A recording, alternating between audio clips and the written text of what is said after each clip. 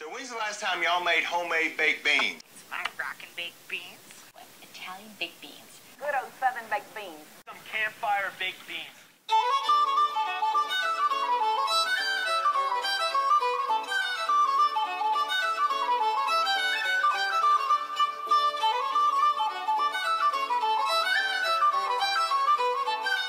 Baked beans. Everyone's had them. Simple, tasty, and easily varied, this dish certainly has a place in the 21st century food scene. Few, however, know how deeply rooted baked beans are in the history of America, New England, and Maine in particular. Flash back to the early 1600s. Colonists are arriving in New England, and they're mighty hungry. They look around and notice that their buddies, the Native Americans, are cooking, among other things, baked beans. That's right, the Narragansett, Penobscot, and Iroquois nations are credited with inventing the first baked bean recipe. It consists of dried beans, maple syrup, and bear fat. The Native American process involves putting the ingredients in an earthen pot or animal hide, burying it in the ground surrounded by fire embers, and letting it cook for the whole day. The colonists noticed that this process would be well suited to their lifestyle, so they adapt it slightly and are soon cooking up their own beans. Well, my name is Maynard Stanley. I live in Owl's Head. I got started cooking beans and cooking outdoors probably when I was about 10 in Boy Scouts. If you're traveling, you need to have a way of cooking them, and if you're traveling across the country, you don't really have time to just sit around. So what they would do is they would dig a hole, put some rocks in it, and build a fire. Then they would scrape the coals and the fire into the pit, a small hole, and the next day when they get up, the beans would be beautiful. Eventually, the colonists changed the Native American recipe, replacing bear fat with pork fat and maple syrup with molasses. This substitution is very telling. In the 17th century, Boston, which many colonists call home, is involved in the triangular trade, an international trade system between England, West Africa, the Caribbean, and American colonies. Ships carry rum made in New England from Boston to Africa, where it is traded for slaves. These slaves are brought to Caribbean plantations, where they are sold to purchase molasses, which is then brought back to New England to make more rum. Thus there is a great abundance of molasses in Boston and other parts of the region, practically begging to be added to beans. Just as the economy informs their food, the colonist diet is also influenced by their religion. And in New England, there's pretty much one option: Puritanism. After setting sail for America in 1620, the Puritans established Plymouth, and later the Massachusetts Bay Colony. They want to purify the Church of England by removing all the Catholic elements. It's a hard life, but they are finally free to worship as they choose. A rigid society develops that focuses on the Bible and forbids frivolous things such as holidays and musical instruments. But where do beans fit in? Well, I'm Brenda Barrett. My name is Brenda Barrett, and I've been president here at the Camden Rockford Historical Society for the past few years. Pilgrims were supposedly plain people, meaning they didn't go in for anything fancy. You know, they were noted for being kind of harsh, kind of strict about things.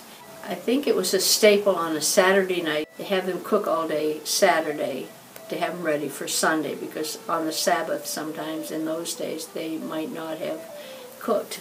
It was a church day. Puritans didn't do anything on Sundays, I believe, and this would allow them to cook the meal for Sunday the day before. They take the Sabbath seriously, too. In 1653, the Massachusetts General Court describes violations of the Sabbath as sundry abuses and misdemeanors committed by youths, maids, and other persons, uncivilly walking the streets and fields, traveling from town to town, going on shipboard, frequenting common houses and other places to drink, sport, and otherwise to misspend that precious time, which things tend much to the dishonor of God, the reproach of religion, and the profanation of his holy Sabbath. This document also describes punishments for these violations, ranging from fines of a few shillings to public shaming. Beans aren't just popular at home these days, though. They are also a staple in lumber camps, which emerge in the early 17th century. England wants lumber for their navy, but they've depleted all their own sources of wood, so they turn to the New World. In fact, English explorers first cut trees on Monhegan Island, and the first sawmill was built in 1634 in South Berwick. By 1684, this region has 24 fully operational sawmills. In 1691, the Massachusetts Royal Charter reserves all pines at least 2 feet in diameter and 1 foot above the ground for England. Well, all these restrictions start bothering New England lumberjacks. After the colonies declare their independence in 1776, they can finally produce wood for themselves. By 1830, Bangor is the world's largest lumber shipping port. Independent lumber cooperatives are everywhere. Their camps were very primitive, and so they did a lot of the cooking outside. They had to do it outside, and they still to this day have fests up there with the bean holes. Not only are the camps primitive, but they are also cold and cramped. The logging season is during winter because it's easy to transport the logs over snow and frozen lakes. Men pile them on riverbanks and then push them into the overflowing waters in the spring. Moreover, one 20-foot by 20-foot cabin houses about 12 to 14 men, usually with one fire pit in the middle and one large bed of balsam fir shavings to share. Now all these camps means there are a lot of hungry guys out there in the Maine woods. A big plate of baked beans is the perfect meal to keep these hard-working men fed. They're delicious. They stick to your ribs.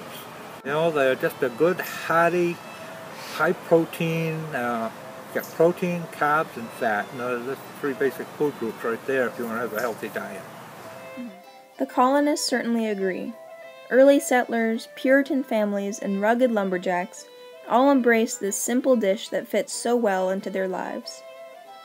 On February 17, 1858, an Ohio newspaper reprinted an article from the New England Farmer, a popular agricultural journal at the time. It reads, "What can be more savory than our New England Sunday dish of baked beans? Blessed be the man or woman who invented baked beans. He whose countenance does not brighten with joy at the mention of that dish doesn't know beans, at least such beans as we know."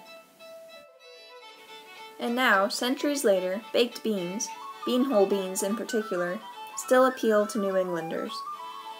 I think it's the nostalgia of BeanHoleBeans. You know, a lot of people hear about them, they read about them. Not everybody's had an opportunity to try them.